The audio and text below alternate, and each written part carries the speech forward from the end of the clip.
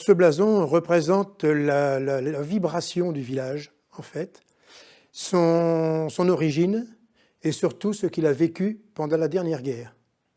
Et il fallait que ce blason représente tout cela par ses couleurs et par ses meubles. Ce qu'on appelle les meubles, ce sont les représentations graphiques sur le blason. Et il fallait que tout cela rappelle ce qu'il a vécu et aujourd'hui sa renaissance. Sur le blason, il est représenté en tête du blason le phénix qui renaît de ses cendres. Et en fait, ce blason et ce phénix est la représentation de l'ancien comte de Conquence qui a vécu à Cambura, qui était un aigle d'or.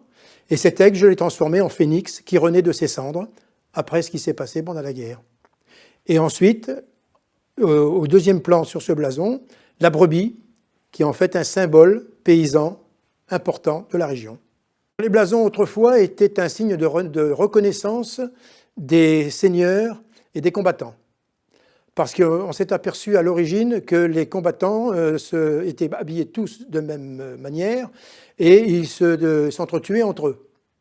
Donc on a inventé, c'est le baron de Hohenstaufen qui a créé en 1150 les premiers blasons et qui se sont étendus après sous Louis XIV.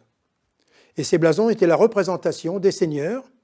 Lorsqu'ils se battaient, ils savaient à qui ils avaient affaire et ils étaient reconnus que par le blason. Le blason était vraiment une carte d'identité de l'époque.